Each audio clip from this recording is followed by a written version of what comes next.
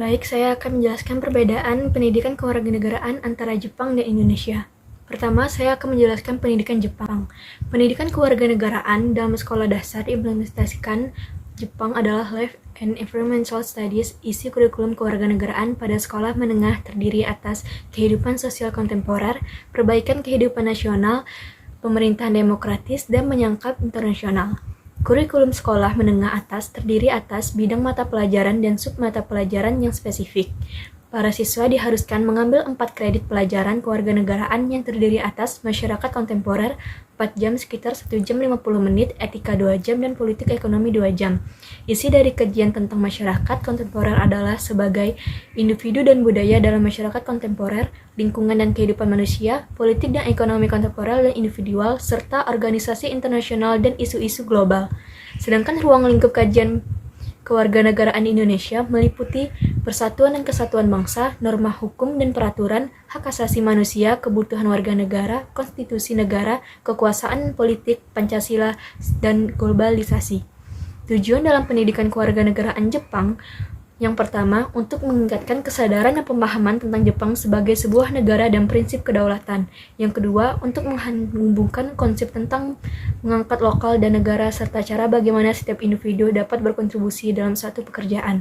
Yang ketiga, untuk menghargai hak dan tanggung jawab serta individu dalam suatu komunitas. Serta yang keempat, untuk mengembangkan kemampuan untuk bertindak secara positif dalam hubungan antara hak dan kewajiban.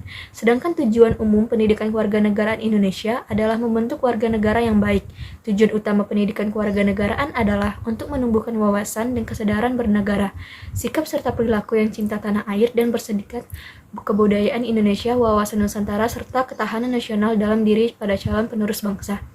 Selain itu juga bertujuan untuk meningkatkan kualitas manusia Indonesia yang berbudi luhur, berkepribadian mandiri, maju, tangguh, profesional, bertanggung jawab, dan produktif, serta sehat jasmani dan rohani. Tujuan pendidikan Pancasila kewarganegaraan adalah sejalan dengan nilai-nilai Pancasila dan untuk mewujudkan nilai-nilai Pancasila tersebut agar tidak menjalin angan-angan dan simbol semata. Setelah melihat perbandingan PKN antara Indonesia dan Jepang, dapat diambil kesimpulan bahwa pendidikan kewarganegaraan adalah pendidikan yang berguna mengembangkan kesadaran warga negara untuk bernegara, menyadari peran dan posisinya, serta menyadari hak dan kewajibannya sebagai warga negara. Tujuan lainnya adalah untuk menghasilkan warga negara yang baik atau good citizen. Setelah diguncang dengan Perang Dunia yang pertama kali dilakukan, Jepang mengorientasikan pendidikan kewarganegaraan karena menyadari kewarganegaraan mampu membangun jiwa kesadaran bangsa Jepang untuk dapat bangkit dari keterpurukan. Selain itu, bangsa Indonesia yang mandiri mengokohkan persatuan dan kesatuan, membangun dan menata kehidupan demokrasi politik Indonesia ke arah yang mapan. Di Jepang, konten dan isi kewarganegaraan lebih menekankan pada hubungan individu masyarakat dan hubungan dengan lingkungan hidup, membangun nilai moral yang sesuai dengan nilai dan budaya Indonesia, serta membangun kehidupan demokrasi Jepang. Kewarganegaraan di Jepang juga menjadi mata pelajaran utama berdiri sendiri dan terpisah dengan mata pelajaran lain.